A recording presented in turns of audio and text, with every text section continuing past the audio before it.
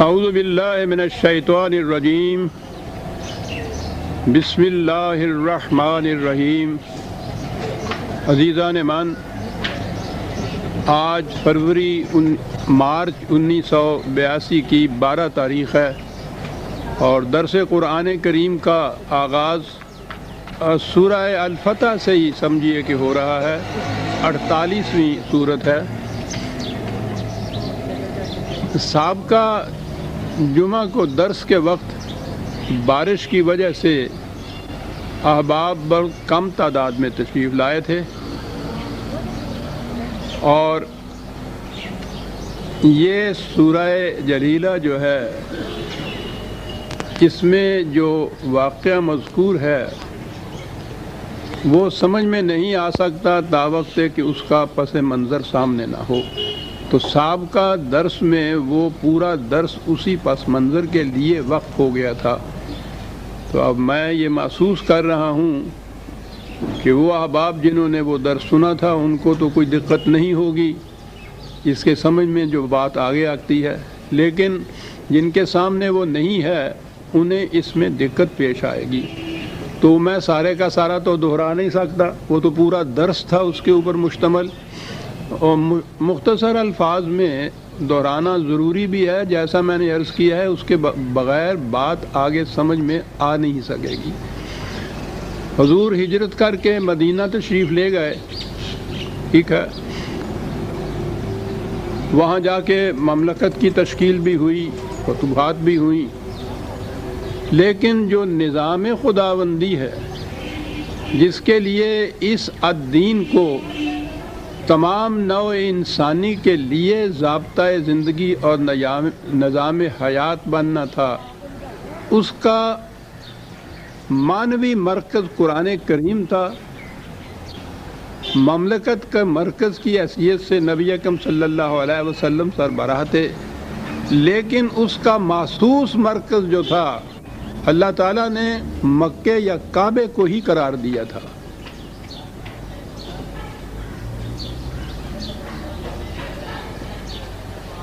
ویسے بھی عربوں کو کعبے کے ساتھ خاص نسبت تھی، دلبستگی تھی۔ اسلام سے پہلے جاہلیت کے زمانے میں بھی اس مرکزیت کے اعتبار سے قریش کی بہت بڑی عزت تھی۔ یہاں حج ہوتا تھا، عمرہ بھی ہوتا تھا، لیکن اس کی کچھ نوعیت اور شکل مختلف تھی۔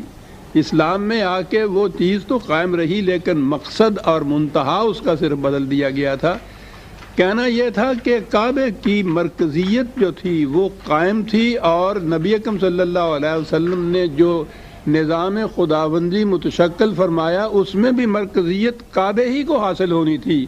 لیکن یہ عجیب چیز تھی، قرآن میں یہ ہے کہ مدینے میں بیٹھے ہوئے قد نرا تقلب وجہک فی السماء، کہ اے رسول ہم دیکھتے تھے کہ کس طرح تو بار بار اپنی نگاہوں کو آسمان کی طرف اٹھا کے للچائی ہوئی نظروں سے یہ آرزو تمہارے دل میں مچل رہی تھی کہ بار الہ اس نظام کا مرکز تو کعبے کو بننا ہے، اور کعبہ جو ہے وہ مخالفین کے قبضے میں ہے، مشرکین کے قبضے میں ہے۔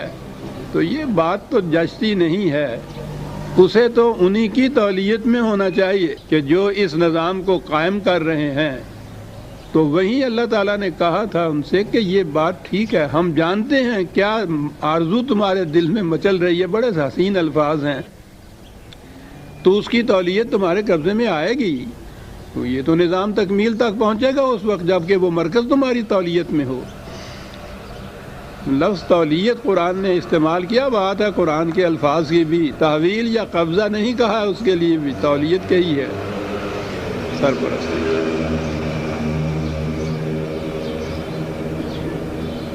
سن 6 ہجری میں نبی اکرم صلی اللہ علیہ وسلم نے ایک خواب کے بنا پہ، جس میں یہ دکھایا گیا کہ آپ مکے میں حج کر رہے ہیں، تو آپ نے ارادہ فرمایا کہ سارا عرب اور عرب کے قبائل جتنے بھی ہیں وہ جاتے ہیں، مکے میں جاتے ہیں، حج کرتے ہیں، عمرہ کرتے ہیں، تو یہ حیثیت جو ہماری یہاں ہے اس حیثیت سے نہ صحیح، عام عربوں کی حیثیت سے تو ہم وہاں جا سکتے ہیں۔ تو آپ نے کہا کہ عمرہ کے لیے ہم چلتے ہیں۔ جب آپ نے یہ اعلان فرمایا تو صحابہ کرام بھی آپ کی رفاقت میں، ہم رکابی میں حج کے لیے بڑی سعادت تھی۔ یہ تقریباً 1400 کے قریب صحابہ ساتھ تھے آپ کے، اور آپ تشریف لائے مکے سے باہر ایک منزل پہ حدیبیہ جس کا نام تھا، وہاں آپ نے ڈیرا ڈالا اور مکے والوں کو یہ اطلاع بھیجی کہ ہم جنگ کرنے نہیں آئے، کسی قسم کا اور ارادہ نہیں ہے، ہم صرف عمرہ کرنے کے لیے آئے ہیں، اور ہم اسی طرح امن سے جائیں گے مکے میں، امن سے واپس نکل آئیں گے، ہم کسی قسم کی پرخاش نہیں ہوگی۔ تو مکے والوں نے بجائے اس کے کہ اس کے لیے وہ کہیں کہ ہمیں اس میں کسی قسم کا اعتراض نہیں ہے، انہوں نے ایک دستہ فوج کا بھیج دیا دیکھنے کے لیے۔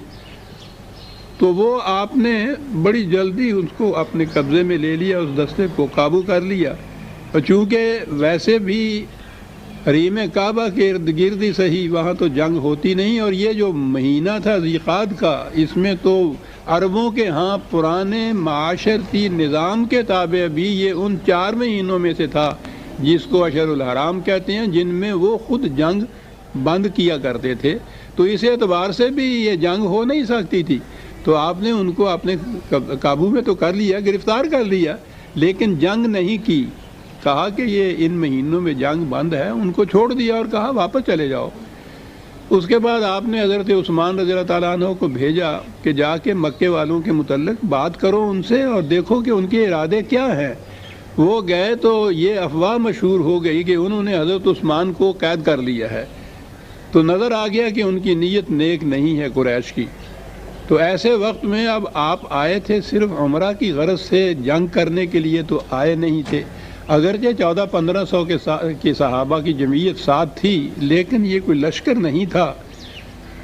تو آپ نے دیکھا کہ ہم ایسے مقام پہ آ گئے ہیں کہ وہ قریش جس وقت جی چاہے ایک لشکر عظیم لے کر ہم پہ چڑھائی کر لیں گے، اور ہمارے لیے تو بھاگنے کے لیے جگہ بھی نہیں ہوگی، گنجائش نہیں ہوگی۔ تو آپ نے وہاں ایک درخت کے نیچے صحابہ سے تجدید کی، بیعت کی۔ بیعت تو ہر مومن، میں نے عرض کیا ہے کہ قرآن کریم کی روح سے تو جب کوئی شخص مسلمان ہوتا ہے تو وہ یہ رسمی کلمہ پڑھ کے نہیں ہوتا، بلکہ یہ ایک معاہدہ ہوتا ہے خدا اور بندے کے درمیان، جسے ان اللہ اشتری من المؤمنین انفسهم واموالهم بان لهم الجنہ، کہ وہ مومن اپنا مال اور جان خدا کے ہاتھ بیچ دیتا ہے اور خدا اس کے عوض اسے جنت کا وعدہ دے دیتا ہے۔ یہ ایک معاہدہ ہوتا ہے۔ مشتری کہتے ہیں خریدنے والے کو، اور بھائی کہتے ہیں بیچنے والے کو، بیعت کہتے ہیں یہ بیچ دینا ہے۔ تو اس آیہ جلیلہ میں یہ جو بیعت کی چیز ہے، اس کے معنی یہ ہیں کہ یہ بیچ دیتا ہے مومن اپنا جان و مال خدا کے ہاتھ۔ تو آپ نے فرمایا تھا کہ وہ جو تم نے اقرار کیا تھا، بیع نامہ لکھا تھا جسے کہتے ہیں، خدا کے ساتھ معاہدہ کیا تھا، آج اس معاہدے کے اظہار کا عملی وقت آ گیا ہے کہ یہاں جانیں دینی پڑیں گی۔ تو جان دینے کے معاہدے کی تجدید کے لیے آپ نے وہاں بیعت کی تجدید کی۔ لیکن اتنے میں مجھے معلوم ہوا کہ وہ غلط تھا۔ حضرت عثمان بحفاظت واپس تشریف لے آئے، اور ان کے ساتھ معاہدہ کرنے کے لیے ایک شخص اور آ گیا قریش والوں کے ساتھ۔ تو وہاں معاہدہ کیا آپ نے، اور معاہدے میں یہ بات تھی کہ اس سال، میں نے عرض کیا تھا کہ روایتوں میں، خود بخاری میں یہ متضاد روایتیں ہیں، لیکن بہرحال یہ تھی کہ یہ واپس چلے جائیں گے آپ، اگلے سال آ کے اس طرح سے عمرہ کر سکیں گے۔ اور اس میں یہ تھا کہ جتنے لوگ یہاں کے مکے کے قریش مشرکین وغیرہ مدینے جائیں گے، ان کو بحفاظت واپس کر دیا جائے گا۔ اگر واپس آنا چاہیں، وہاں رہنا چاہیں تو وہ امن سے رہیں گے، لیکن اگر مدینے کے کوئی مسلمان مکے آئیں گے تو ہم مجبور نہیں ہیں ان کو واپس کرنے کے لیے، ہم ان کو روک سکتے ہیں، ہم ان کو روک لیں گے۔ یعنی یہ وہ صلح نامہ کی شرطیں تھیں۔ تو ان شرائط کو، اور چیزیں بھی تھیں جس میں ہر شرط ان کی مانتے چلے گئے نبی اکرم صلی اللہ علیہ وسلم، اور اس طرح سے اس سال واپس تشریف لے آئے بغیر عمرہ کیے ہوئے، وہیں بعض صحابہ کے دل میں بھی یہ خیال پیدا ہوا کہ یہ تو بہت دب کر صلح کرنے کی بات ہو گئی، یہاں صلح کرنی تھی تو برابر کی سطح پہ صلح کرنی چاہیے تھی۔ لیکن وہیں اللہ تعالیٰ نے اس صلح کے متعلق جو بات کہی وہ یہ کہا کہ اِنَّا فَتَحْنَا لَكَ فَتْحًا مُبِينًا۔ تو میں نے عرض کیا تھا کہ یہ فتح مبین قرآن نے قرار دیا ہے صلح حدیبیہ کو، جس کی شرائط آج بھی اگر ہم دیکھیں اس پس منظر میں بھی تو ایسا ہی نظر آتا ہے کہ دب کر صلح کی گئی ہو جیسے، اور اسے فتح مبین کہا ہے۔ تو عربی زبان میں فتح، کنکویسٹ یا وکٹری کوئی نہیں کہتے، بلکہ کشاد کی راہیں کھول دینے کو کہتے ہیں، کہ تمہارے لیے کامیابیاں اور کامرانیاں حاصل کرنے کے لیے جو راستے میں رکاوٹیں تھیں، اس صلح نے وہ رکاوٹیں دور کر دی ہیں، تمہارے راستے کھل گئے ہیں آئندہ کی فتوحات کے لیے۔ وہ اتنی بڑی چیز اس کو قرار دے دیا اور بعد کے واقعات نے ثابت کر دیا۔ یہ بڑے بڑے مستشرقین یعنی غیر مسلم عیسائی مورخین بھی یورپ کے جو ہیں وہ اس تاریخ پہ جب پہنچتے ہیں تو وہ وہاں کہتے ہیں کہ صاحب وہ حضور کو نبی تو نہیں مانتے، رسول نہیں مانتے، وہ ایک عظیم انسان ہی صحیح، وہ کہتے ہیں کہ اس صلح سے نظر آتا ہے کہ حضور کا سیاسی تدبر کتنا اونچا تھا اور کتنی دور نگہی تھی، کہ واقعی وہ صلح جو بظاہر اس کی شرائط بتاتی ہیں کہ دب کر صلح کی، آپ کے بعض ساتھیوں نے بھی یہی محسوس کیا کہ دب کر صلح کی، اور آپ نے اس کے باوجود ان کی کوئی نہ مانی، اور جو قریش کہتے چلے گئے مانتے چلے گئے آپ۔ انہوں نے کہا ہے بڑی دور نگہی تھی، اس ایک صلح نے آئندہ کے لیے فتوحات کے دروازے کھول دیے حضور کے لیے، اور ہوا بھی یہی۔ اس کے بعد یہ سن 6 کا واقعہ ہے۔ اس کے بعد سب سے بڑی جنگ تو خیبر کی ہوئی، یہودیوں کا قصہ پاک کی ہے، بہت بڑی فتح تھی، چھوٹے چھوٹی اور فتوحات بھی ہوئی۔ 2 سال میں اتنی ترقی کی اسلام نے اور مسلمان ہونے میں کہ جب آپ سن 6 ہجری میں یہاں گئے ہیں حدیبیہ کے وقت میں تو حضور کی ہم رکاب 1400-1500 سے زیادہ صحابی نہیں تھے۔ 2 ہی سال بعد جب سن 8 ہجری میں مکے کی طرف آئے ہیں، جب جنگ کی نیت سے اب وہ آ رہے ہیں، اس وقت 10,000 کے قریب آپ کے ساتھ تھے، اور اس کے بعد جب حج کرنے کے لیے تشریف لائے ہیں آپ تو 1,00,000 کا مجمع تھا عرفات کے میدان میں۔ اِنَّا فَتَحْنَا لَكَ فَتْحًا مُبِينًا۔ اس ایک صلح نے تاریخ کے دھارے کا رخ موڑ دیا تھا۔ یہ تھا وہ پس منظر جو میں نے عرض کیا ہے کہ پچھلے درس میں میں نے اس کو موضوع سخن بنایا۔ یہ کچھ کہنے کے بعد اب آپ سن لیجیے، آیت یہاں شروع ہوتی ہے، یہ سورہ جلیلہ سورہ فتح جن کو کہتے ہیں، اِنَّا فَتَحْنَا لَكَ فَتْحًا مُبِينًا۔ آگے ہے اس کے لِيَغْفِرَ لَكَ اللَّهُ مَا تَقَدَّمَ مِن ذَنبِكَ وَمَا تَأَخَّرَ۔ اب آپ کوئی قرآن مجید اٹھا کے دیکھیے ترجمے والا، وہاں آپ کو ترجمہ اس کا ملے گا کہ یہ اس لیے کیا تاکہ اللہ تیرے وہ گناہ بھی معاف کر دے جو پہلے ہو چکے ہیں، اور وہ بھی معاف کر دے جو بعد میں ہونے والے ہیں۔ کوئی ترجمہ اٹھائیے اور سوچئے۔ پھر پہلی بات تو آپ یہ سوچئے کہ پہلی آیت میں یہ کہا گیا ہے کہ اِنَّا فَتَحْنَا لَكَ فَتْحًا مُبِينًا، بہت بڑی فتح ہے، کشاد کی راہیں، فتوحات کی راہیں، کامیابیوں کی راہیں، کامرانیوں کی راہیں کشاد ہو گئی ہیں، رکاوٹیں دور ہو گئی ہیں۔ یہ کاہے کے لیے فتح نصیب ہوئی ہے؟ اتنی بڑی عظیم چیز، تاکہ خدا تیرے گناہ معاف کر دے جو تو پہلے کر چکا ہے، جو تو نے بعد کرنے ہیں۔ دونوں میں کوئی ربط نظر آتا ہے آپ؟ پھر حضور نبی اکرم صلی اللہ علیہ وسلم کے متعلق یہ تصور کہ اتنے گناہ پہلے کیے ہوئے تھے، پھر بعد میں بھی کرنے تھے، معاذ اللہ۔ اور پھر ان گناہوں کے متعلق یعنی ایک اعلان خدا کی طرف سے ہوتا ہے کہ ہم نے وہ بھی معاف کر دیے، آنے والے بھی ہم نے معاف کر دیے. یا اللہ،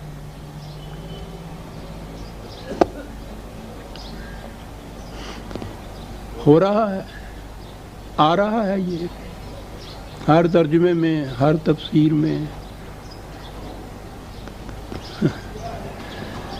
کیا عرض کیا جائے عزیزان، اس سے پہلے بھی یہ ذنب کا لفظ آ چکا ہے ہمارے سامنے، اور ہر مقام پہ میں نے اس کی وضاحت کی تھی. عربی زبان میں یہ الفاظ جو ہیں متعدد معانی ہوتے ہیں ان کے. دیکھنا چاہیے کہ عرب کس کس معنوں میں، کس کس مفہوم میں استعمال کرتے تھے ان لفظوں کو. بنیادی طور پر تو ذنب کہتے ہیں یہ مویشیوں کے پیچھے جو دم ان کی ہوتی ہے وہ ساتھ چپکی رہتی ہے. استعمال کے لیے جسے آپ مجازی معنی کہتے ہیں، عرب استعمال کرتے تھے اس لفظ کو کوئی چیز جو دوسرے کے ساتھ چپکا دی جائے، اس طرح کہ وہ جہاں جائے اس کے ساتھ چپکی ہوئی چلی جائے. ویسے آپ دیکھیں اس قوم کے متعلق کہ یہ کس طرح سے جو لٹرل میننگ سے جو مجازی معنی لیتے تھے ان میں بھی کیا خصوصیت ہوتی تھی. یعنی یہ جو چیز ہے کہ جہاں کوئی چیز جائے اس کے ساتھ وہ چپکی رہے، وہ دم جو ہے وہ ایک چیز ہے ایسی کہ جہاں وہ مویشی یا وہ جانور جائے گا یہ ساتھ اس کے چپکی رہے گی. تو ساتھ چپکی رہنے کے معنوں میں یہ استعمال کرتے تھے کسی کے خلاف بہتان تراشی، تہمت تراشی، الزامات کسی کے خلاف عائد کر دینا، جو پروپیگنڈے کے زور پہ ایسا کرے کہ جہاں وہ جائے وہ اس کے خلاف الزام، اس کے خلاف تہمت، وہ بہتان ساتھ چپکا رہے اس کے. یہ کیا تھے بہتان، یہ کیا تھے الزامات جو یہ عرب تراشتے تھے حضور کے ساتھ. اور یہ ساری زندگی کم از کم اس وقت تک جہاں یہ آئی ہے آیت میں بھی عرض کروں گا، اس وقت تک یہ چیز ان کے ہاں مسلسل طور پر پروپیگنڈے کے طور پر یہ چپکائی جاتی تھی حضور کے خلاف. خود لفظ الزام کے معنی بھی کسی چیز کا چپکا دینا ہوتا ہے. کیا چیزیں چپکائی ہوئی تھی؟ نبی اکرم صلی اللہ علیہ وسلم کا دعویٰ کیا تھا؟ ایک یتیم جس کے ساتھ کوئی جماعت بھی نہیں ہے، غریب بھی ہے، امارت بھی نہیں ہے، حکومت بھی نہیں ہے، جب دعویٰ کیا ہے آپ نے، پہلا اعلان جو کیا تھا تو کہا تھا قریش سے یہ کہ آؤ میری بات سنو. اس سے پہلے عربوں کے ہاں منظم حکومت کا تصور ہی نہیں تھا. حکومت تھی نہیں ان کے ہاں، مملکت تھی نہیں ان کے ہاں، قبائلی زندگی تھی، پنچایتی زندگی تھی ساری. ان کے دائیں بائیں بڑی بڑی مملکتیں اور حکومتیں تھیں، ایران میں بھی تھی، روما میں بھی تھی. عربوں کے ہاں تصور ہی نہیں تھا. کہا کہ آؤ تمہیں میں بتاؤں میری دعوت کیا ہے. میری دعوت یہ ہے کہ میں ایک عظیم مملکت قائم کروں گا، ایسی مملکت کہ جس کے سامنے ایران اور روما کی مملکتیں بھی کچھ حیثیت نہیں رکھیں گی. مجھے اس مملکت کے امور کو سر انجام دینے کے لیے وزیروں کی ضرورت ہے، ساتھیوں کی ضرورت ہے، بوجھ بٹانے والوں کی ضرورت ہے. میں پوچھتا ہوں تم سے، تمہارے جو نوجوانوں سے، کون ہے جو میرا ساتھ دے اس کے اندر؟ وہ ہنس کے چل دیے کہ ذرہ ناچیز و تعمیر بیابان نگر، اندازہ لگائیے آپ کی، یعنی یہ ہیں وہ چیزیں جو میں ابھی عرض کر رہا ہوں، ذنب جن کو کہا جائے گا کہ حیثیت کیا ہے آپ کی اور دعویٰ کیا لے کے بیٹھے ہیں. مملکت قائم ہوگی ایسی کہ جس میں ایران اور روما کی مملکتیں بھی ان کے سامنے سرنگوں ہو جائیں گی. مذاق کرتے تھے، تمسخر اڑاتے تھے. دوسرے تیسرے سال پھر آپ نے اس کو دہرایا تھا. حالت یہ تھی کہ جو شخص آپ کے ساتھ اسلام لا کے آپ کے ساتھ ہوتا تھا، اتنی اذیتیں، اتنی تکلیفیں بام پہنچاتے تھے، زندگی اجیرن کر دیتے تھے، خود حضور اور آپ کے ساتھ آپ کے جو اہل خاندان وغیرہ تھے 3 سال تک تو معصور رکھا تھا ایک وادی کے اندر، انہوں نے ان کو کھانا دانا پانی تک وہاں نہیں پہنچنے دیتے تھے۔ دعویٰ اس زمانے میں بھی آپ کا یہ تھا۔ وہ قبیلہ عامر کا بوڑھا سردار جو آپ کے پاس آیا تھا، کہا تھا کہ میں نے آپ کی دعوت تو سنی ہے، سوال یہ ہے کہ اس دعوت کو اگر میں قبول کر لوں گا تو آپ کیا دیں گے اس کے معاملے میں؟ آپ نے کہا تھا کہ وہ جنت کے باغات، اور یہ کہنے لگے یہ آخرت کی بات ہے، یہ عرب تھے وہ، دیکھیے وہ کیا ذہنیت تھی، کہنے لگے یہ آخرت کی بات ہے جس کے متعلق نہ آپ کچھ دکھا سکتے ہیں مجھے، نہ مجھے یقین یہاں آ سکتا، میں پوچھتا یہ ہوں یہاں کیا ملے گا؟ آپ نے فرمایا تھا کہ شہروں کی فتوحات اور عظیم مملکت، دعوی نبوت کی ابتدائی چند سالوں میں یہ چیزیں آپ پیش کر رہے تھے، اور حیثیت یہ تھی کہ اپنے گھر بار کو چھوڑ کے دوسرے وطن میں دوسرے شہر میں جا کے پناہ لینی پڑی، جس کو ہجرت کہتے ہیں آپ، اور دعوی یہ تھے۔ تو آپ غور فرمائیے کہ ان حالات میں وہ قریش کیا کیا نہ کہتے ہوں گے، جو قرآن میں یہ ہے کہ استہزاء اور تمسخر اور قسم قسم کے الزامات اور بہتانات اور یہ چیزیں، یہ ساری چیزیں وہ چپکاتے تھے ایک ہی مقام کے اوپر۔ 2 لفظوں میں تو ایسی بات کہہ دی ہے کہ سب کچھ سمجھ میں آ جاتا ہے کیا کچھ وہ کہا کرتے تھے۔ 52/29 52/29 فذکر فما انت بنعمت ربک بکاہن ولا مجنون۔ خدا مدافعت کر رہا ہے کہ تو یہ بات پہنچائے جا، ان تک دہرائے جا اس چیز کو، گھبراؤ نہیں اس سے۔ خدا اس کی شہادت دیتا ہے کہ تو اس کی نعمتوں سے نوازا گیا ہے، اس لیے تو کاہن نہیں ہے۔ وہ کہتے تھے کاہن ہے، ان کے ہاں یہی جو مندروں کے اندر قسمتیں بتانے والے اور فال لینے والے یہ جو ہوتے تھے مذہبی پیشہ ور، یہ کاہن کہلاتے تھے۔ کچھ تو یہ کہتے تھے کہ یہ ان میں سے ہی ہے جو بیٹھا ہوا قسمتیں بتایا کرتا ہے، اور اسی بنا پہ بھی یہ کہہ رہا ہے کہ صاحب اتنی بڑی مملکت تمہارے حصے میں آ جائے گی، خود رہنے کے لیے گھر نہیں مل رہا میاں کو، یعنی بقول ان کے۔ کچھ کہتے تھے مجنون، وہ کہتے تھے وہ نہیں یہ تو پاگل ہو گیا ہے معاذ اللہ۔ قرآن دہرا رہا ہے ان چیزوں کے کہ وہ کیا چیزیں تھیں، زمب تھے، وہ کون سے تھے جو ان کے پیچھے لگاتے تھے، پاگل ہو گیا ہے یہ۔ تو آپ سوچ لیجئے کہ جس کو دیوانہ کہا جائے تو کتنا بڑا یہ الزام ہے، پاگل ہے، دیوانہ ہے۔ کیا بات ہے اس دیوانگی کی، بے ساختہ ذہن میں آ گیا وہ مصرع کہ خلق پس دیوانہ ہو، دیوانہ بکارے۔ پاگل کے پیچھے دنیا تالیاں مارتی پھرتی ہے، مذاق اڑاتی ہوئی، لونڈے ان کے پیچھے لگے ہوئے ہوتے ہیں، اور وہ دیوانہ اپنے ایک مقصد کے پیچھے چلا جا رہا ہے، اس کو پرواہ نہیں ہوتی کہ مجھے کون کیا کہہ رہا ہے۔ خلق پس دیوانہ ہو، دیوانہ بکارے، یہ تھی وہ دیوانگی۔ خدا کہہ رہا ہے ولا مجنون، یہ پاگل پن نہیں ہے، بات نہیں۔ وہ کہتے تھے یہ اس پہ کسی نے جادو کر دیا، وہ ٹونا کر دیا جسے کہتے ہیں، بہکی بہکتی باتیں کر رہا ہے۔ اندازہ لگائیے کیا رہا ہے، ایران اور روما کی سلطنت جو ہے اس کی کنجیاں تمہارے ہاتھ میں دے دوں گا میں۔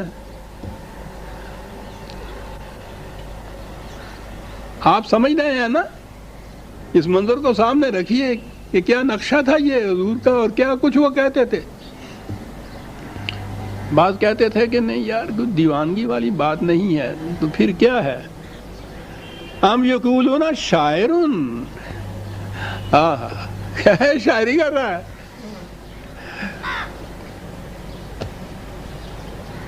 شاعری کے معنی ہے تخیلات کی دنیا کے اندر گم ہوا۔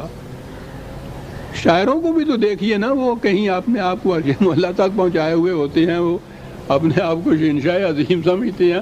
شاعری ہے تخیلات کی دنیا کے اندر جو جی میں آئے گا، بل شاعرون، اور ان کے ہاں تو پھر شاعر پوچھو نہیں، عربوں کے ہاں کا شاعر کیا ہوتا تھا صاحب، کہتے تھے شاعرن، اور اگلے ٹکڑے نے بات واضح کر دی، کہتے ہیں کہ اس کو سیریسلی مت لو جو کچھ یہ کہہ رہا ہے.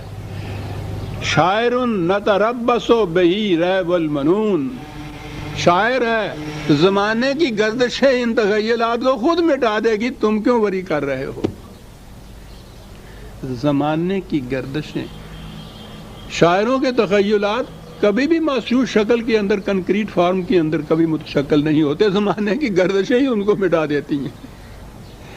عربوں کے ہاں بھی یہ چیز نتربص بہی ریب المنون، تھوڑا سا انتظار کرو، زمانے کی گردشیں خود ہی مٹا دیں گی، اس کو وری نہ کرو.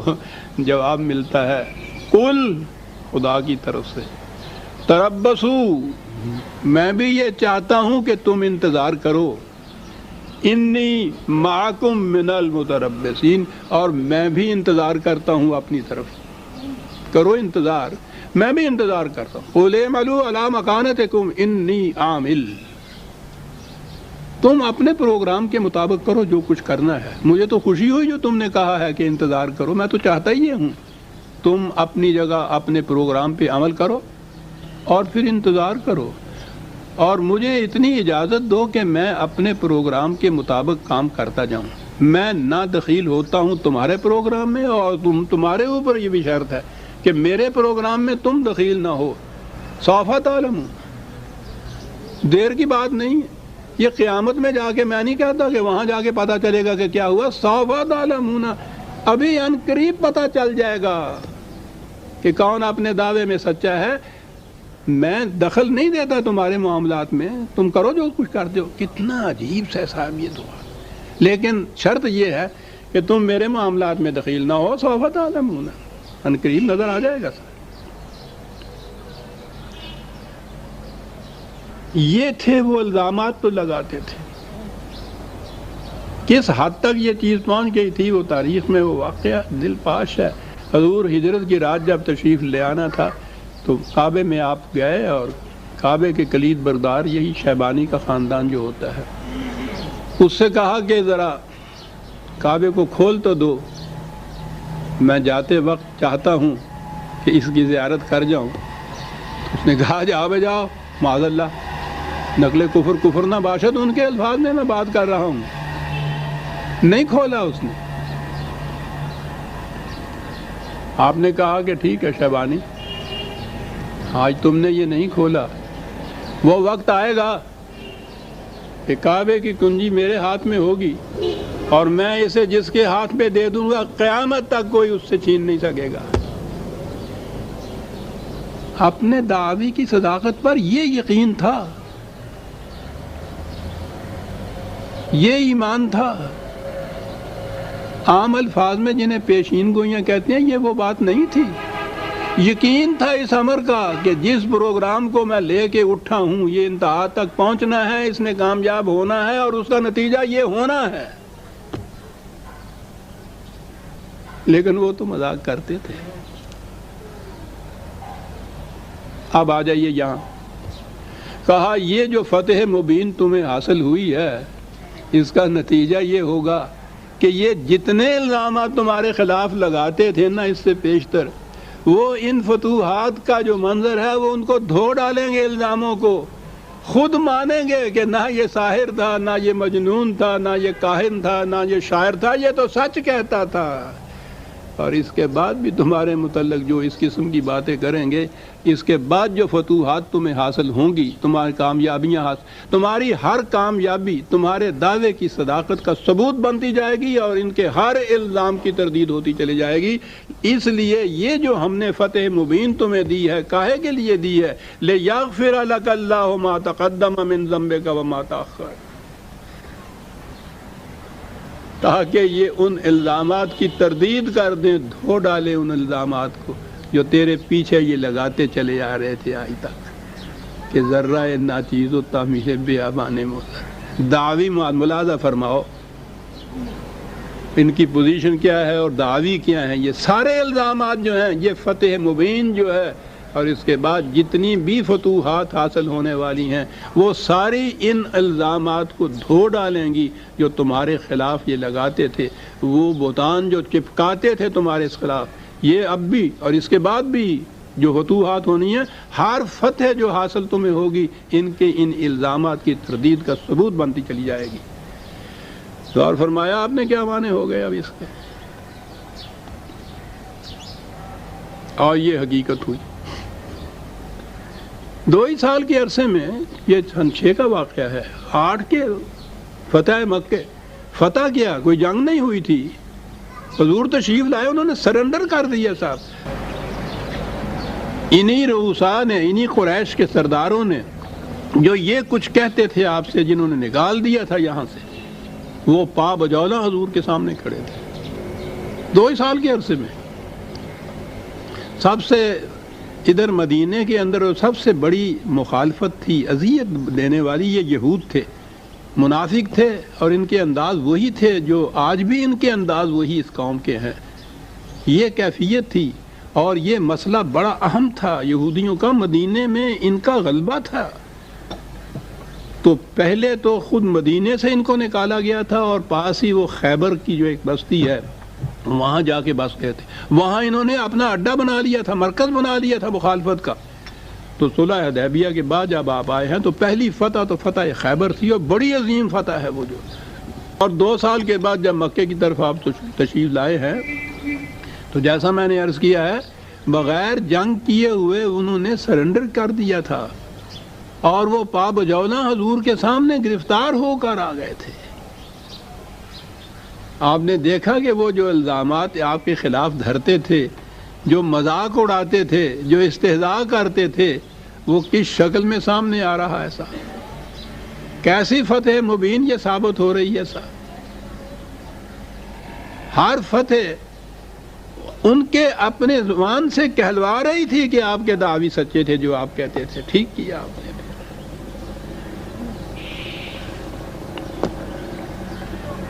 ہاں، اور پھر وہ کعبے کی چابی والا قصہ جو ہے وہ تو پھر عظیم ہے نا۔ یہ فتوحات شمشیر کی نہیں تھیں، یہ قلوب کی فتوحات تھیں عزیز عظیمان۔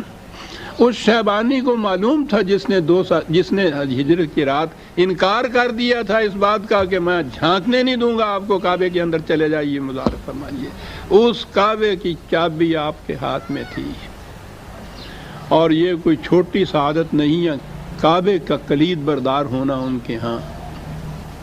اب ہر ایک کے ذہن میں تھا کہ حضور نے یہ فرمایا تھا جاتے وقت کہ جس کے ہاتھ میں یہ چابی دے دوں گا قیامت تک کوئی اس سے نہیں چھین سکے گا۔ وہ سوچ رہے تھے کہ نہ معلوم یہ سعادت کس کے حصے میں آنے والی ہے۔ آپ نے سب کی طرف نگاہ ڈالی، اور وہی شیبانی جو کھڑا تھا اس کے ہاتھ میں جا کے وہ چابی دے دی۔ فتوحات تو آپ بڑے بڑے فاتحین کی دیکھیں گے، یہ فتوحات کہاں آپ کو نظر آئیں گی عزیزان مان؟ اسی کے ہاتھ میں دی، اور اسی کے خاندان میں آج تک وہ چلی آ رہی ہے خلید، کوئی اس سے چھین نہیں سکتا، کیونکہ حضور نے فرمایا ہے کہ قیامت تک کوئی چھین نہیں سکے گا۔ یہ ہے عزیزان مان، یہ ہے مقام جہاں نظر آتا کہ محض فتح نہیں ہے، بلکہ یہ چیزیں جو ہیں اخلاق کی بلندی اور کردار کی درخشندگی، یہ کہاں ملے گی آپ کو صاحب؟ اور ان رؤساء سے جنہوں نے اتنی اذیتیں پہنچائی تھی آپ کو اور آپ کے ساتھیوں کو، سارے پا بجولا کھڑے تھے۔ آپ نے پوچھا تھا کہ بتاؤ تم کس سلوک کو ڈیزرو کرتے ہو جسے ہم کہتے ہیں نا، کیا سلوک تمہارے ساتھ کیا جائے؟ انہوں نے کہا ہمیں پتہ ہے کہ تو خود بھی شریف ہے، ایک شریف باپ کا بیٹا ہے۔ عرب تھے وہ بھی، شریف لوگ جس طرح شریفوں کے ساتھ سلوک کیا کرتے ہیں، ہم مستحق ہیں اس سلوک کے، میدان جنگ کے اندر بھی گرفتار ہو کے آئے ہیں۔ آپ نے فرمایا ٹھیک ہے، پھر لا تثریب علیکم اليوم، ہم کسی سے انتقام نہیں لیا کرتے، کھول دو ان کی زنجیریں۔ طلقاء ان کو اس زمانے سے کہتے ہیں، ان کا نام ہی یہ ہے، جن کی زنجیریں کھول دی گئی تھیں، جن کو آزاد کر دیا گیا تھا، یہ کیا تھا۔ یہ اس سارے عرصے میں 23 سال کے عرصے میں اتنی جنگیں ہوئی ہیں، اتنے چھوٹے چھوٹے سریہ بھی ہوئے ہیں، نبی اکرم صلی اللہ علیہ وسلم نے اپنے ہاتھ سے کسی ایک شخص کو قتل نہیں کیا۔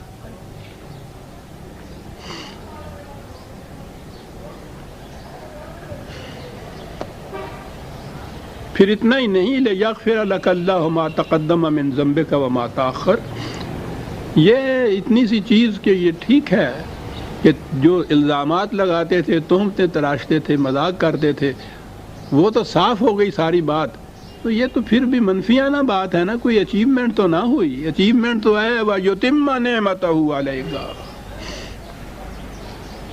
اپنے انعامات خداوندی جو ہے تکمیل تک پہنچا دے گا تیرے لیے، پورے کے پورے تمہیں دے دے گا۔ وہ کیا انعام ہے؟ وہ نعمت خداوندی کیا ہے؟ نعمت خداوندی ہے یہدیک صراطا مستقیما، تمہاری رہنمائی اس راستے پہ کر دی جائے گی جو تمہیں منزل مقصود تک پہنچا دے گی۔ یہ بہت بڑی نعمت ہے عزیزان من، وہی ہے جو ہم شروع میں دعا ہر نماز کی رکعت کے اندر جو ہم سورہ فاتحہ میں کہتے ہیں، اہدنا الصراط المستقیم صراط الذین انعمت علیہم، یہ صراط مستقیم کا مل جانا، یعنی یہ نعمتوں کی فراوانی اور اس طرح سے اس کی بارش، یہ نہیں ہے کہ آپ بیٹھے رہیں اور ہم سب کچھ آپ کے اوپر نچھاور کرتے چلے جائیں گے۔ نعمت سب سے بڑی یہ ہے کہ منزل کی طرف جانے والے صحیح راستے کی رہنمائی کر دی جائے، جانا تو پھر آپ ہوگا، آپ کو راستہ جو بتا دیا جائے گا تو اس کے یہ معنی نہیں ہے کہ منزل تک بھی وہی تمہیں اٹھا کے پہنچا دے گا، چلنا تمہیں خود ہوگا۔ یہ چیز کہ تمہیں صحیح منزل کی طرف جانے والے راستے کی رہنمائی کر دی، بہت بڑی نعمت ہے صاحب۔ البتہ اس کے ساتھ اور ہے بات، وَيَنْصُرَكَ اللَّهُ نَصْرًا عَزِيزًا، اور اس طریق سے کہ تم اس صحیح راستے صراط مستقیم کے اوپر چلتے جاؤ گے، اللہ کی نصرت حاصل ہوگی، غلبہ حاصل ہوگا۔ یہ اس صلح حدیبیہ کے بعد کی فوری آیات ہیں یہ جو نازل ہوئی ہیں، اور اس کا نتیجہ یہ تھا کہ وہ کچھ ساتھی جن پہ صلح کی شرائط کی بنا پہ کچھ افسردگی چھا گئی تھی، وہ سمجھتے تھے کہ یہ دب کر صلح ہوئی ہے، اور میں سمجھتا ہوں کہ وہ جو بیعت لی تھی حضور نے، اس کے بعد جو ولولہ شہادت ابھرا ہے ان کے دلوں کے اندر، میں سمجھتا ہوں اس کی بھی وجہ تھی کہ موقع ہی نہ ملا ہمیں یہ بتانے کا کہ خدا کے ہاتھوں میں جان و مال بیچنے والوں کی کیفیت ہوتی کیا ہے۔ یہ بھی ایک چیز تھی جس کی وجہ سے کچھ مایوسی تھی، اور اس لیے خدا نے یہ کہا هو الذی انزل السکینۃ فی قلوب المؤمنین لیزدادوا ایمانا مع ایمانہم، کہ خدا نے ان کے قلوب میں پھر ایک تسکین پیدا کر دی۔ یہ واقعات جو آئے اس کے بعد ایک ایک واقعہ نے ان کے قلب مضطرب میں تسکین کا سامان پیدا کر دیا، سکون ہوا انہوں نے کہ ٹھیک ہے، دب کے صلح والی بات نہیں تھی، اس سے ہم مغلوب نہیں ہوئے، مفتو نہیں ہوئے، محکوم نہیں ہوئے، بلکہ نصرت خداوندی ہمارے ساتھ ہوئی، غلبے پر غلبہ، فتح پہ فتح ہوتی چلی جا رہی ہے، سکینت مل رہی ہے قلوب مومنین کو۔ اور پھر لیزدادوا ایمانا مع ایمانہم، وہ جو انگریزی کا محاورہ ہے nothing succeeds like success، بڑی چیز ہے وہ۔ ایک کامیابی جو ہوتی ہے اگلی کئی کامیابیوں کے راستے کھول دیتی ہے۔ کہا کہ ان چیزوں سے ان کا جو ایمان تھا اس ایمان میں اور اضافہ ہو گیا، ایمان تو پہلے بھی تھا، تو ایمان میں اضافے ہوتے ہیں کہ جو دعاوی ہم لے کر اٹھتے ہیں اور ان کو ہم پہلے ایبسٹریکٹ طور پر صحیح مانتے ہیں، عقیدے کے طور پر صحیح مانتے ہیں کہ ایسا ہوگا، یہ بھی ایمان ہے کہ ہم یہ اس پہ یقین رکھیں کہ ایسا ضرور ہوگا، لیکن جب وہ بات فی الواقع ہو جاتی ہے تو آپ دیکھتے ہیں کہ اس میں کس قدر محکمیت آ جاتی ہے، استحکام آ جاتا ہے اس ایمان کے اندر۔ یہ ایمان محکم ہوتا ہے اس طرح سے کہ اپنے دعاوی کے نتائج آپ کے سامنے آتے چلے جائیں۔ یہ ہے لیزدادوا ایمانا مع ایمانہم، ایمان پہلے ان کا تھا، اس میں اضافہ ہوتا چلا گیا ہر فتح سے، ہر غلبہ سے۔ اور کس طرح سے یہ ہوا؟ وَلِلَّهِ جُنُودُ السَّمَاوَاتِ وَالْأَرْضِ،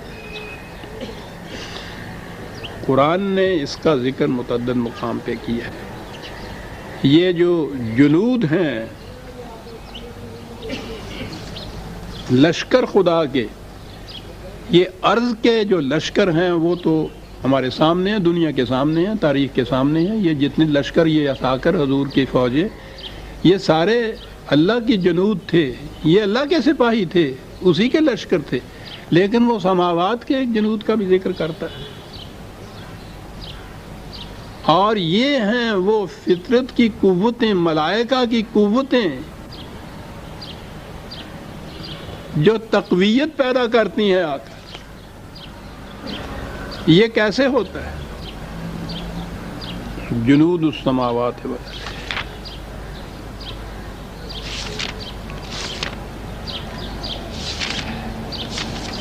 بدر کے میدان کا واقعہ قرآن کریم نے متعدد مقامات پر دہرایا ہے.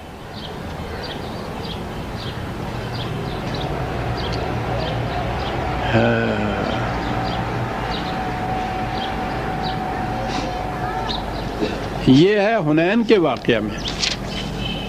ثم انزل اللہ، حنین کا بھی جب ذکر آئے گا تو آپ دیکھیں گے بڑا سخت مارکا تھا، اور اس میں پہلے قدموں میں بڑی سخت شکست ہوئی تھی، ان کے اوپر پسپائی ہوئی تھی، ان کو بڑی ہی پریشانی کا عالم تھا. لیکن اس کے بعد پھر جو پلٹا لیا ہے تو ان کی یہی جو شکست تھی وہ جب فتح میں بدلی ہے. تو قرآن نے کہا ہے ثم انزل اللہ سکینتہ علی رسولہ وعلی المؤمنین وانزل جنودا لم تروها. یہ ہے چیز جو میں کہہ رہا تھا کہ خدا نصرت کرتا ہے ایسے لشکروں سے کہ جنہیں تم دیکھ نہیں سکتے. یہ دوسری جگہ ہے، یہ ہے 9/26.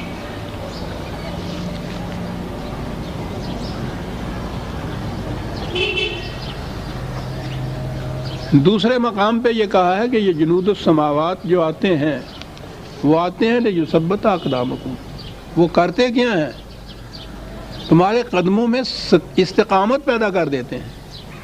سپاہی یہی ہوتے ہیں، وہ تلواریں لے کے نہیں اوپر سے آتے، یہی سپاہی ہوتے ہیں. اور بڑی چیز ہے میدان جنگ میں سپاہی کے قدموں میں استقامت پیدا ہو جانا، لغزش نہ پیدا ہونا، یہی کامیابی کی دلیل ہوتی ہے.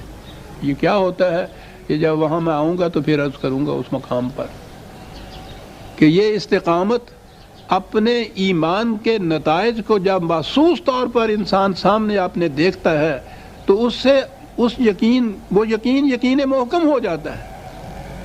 اس سے انسان کے قدموں میں ایک استقامت آتی ہے، لغزش نہیں پیدا ہونے دیتی یہ بات کہ جس بات پہ میں یقین رکھتا تھا، جو میرے دعاوی تھے وہ سچے ہو کے سامنے آ رہے ہیں میرے. اس سے ایمان بڑھتا ہے. یہ کیفیت حاصل ہوتی ہے جنود السماوات جسے قرآن نے کہا ہے. ان ایک نفسیاتی کیفیت پیدا ہوتی ہے انسان کے اندر ان چیزوں سے، اور اس کا نتیجہ ہوتا ہے کہ اس کے قدموں میں پھر لغزش نہیں آتی. وَكَانَ اللَّهُ عَلِيمًا حَكِيمًا. اور یہ اس لیے کہ خدا کو یہ علم ہے سارا، اور پھر وہ علم کے ساتھ ایک حکمت کی چیز جو ہے، ریشنلی یہ سب کچھ وہ کرتا ہے.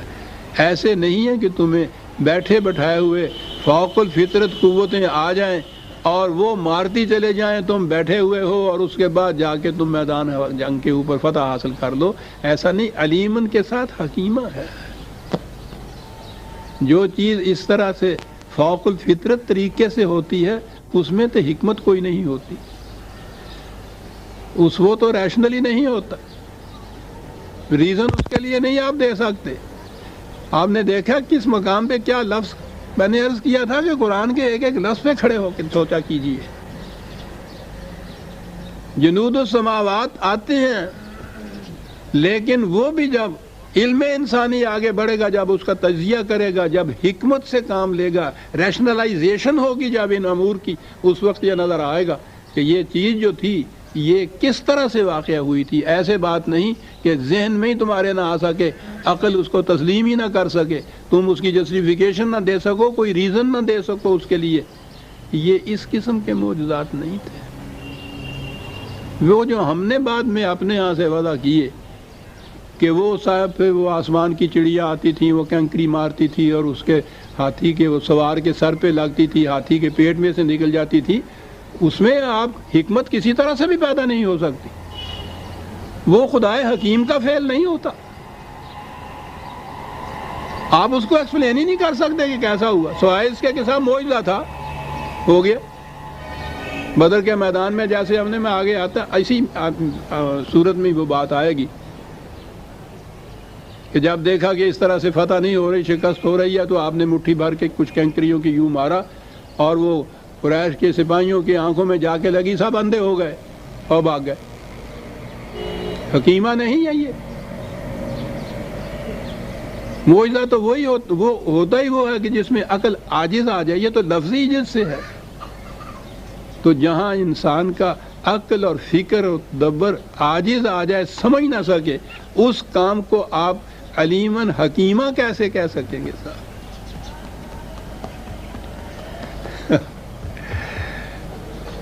یوں ہی یہ بات کہی کہ وہ جنود السماوات بھی مدد دیتے ہیں، فوراً واضح کر دیا کہ علم انسانی جب اوپر اٹھے گا اور ان مقامات کی طرف آئے گا تو اسے پتہ چلے گا کہ یہ ساری چیزیں حکمت پر مبنی تھی۔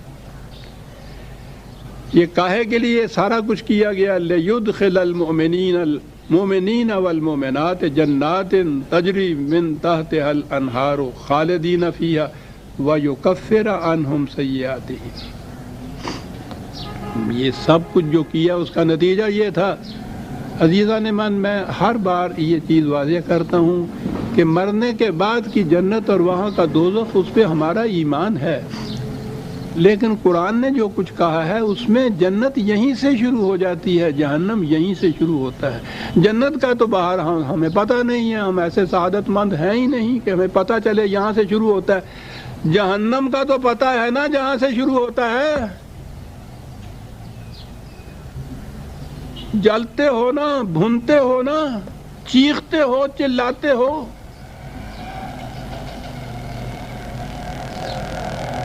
اور پھر یہ کیفیت، فما ہم بخارجین من النار، جتنی جی چاہے کوشش کرو کہ یہاں سے نکل جاؤ، نکل بھی نہیں سکو۔ ساری دنیا ایک جہنم میں ہے اس وقت عزیزان من۔ قیامت موجود جو ہے، سخنز نامہ اور میزاں دراز تر گوئی، ہزار حیف نہ بینی قیامت موجود۔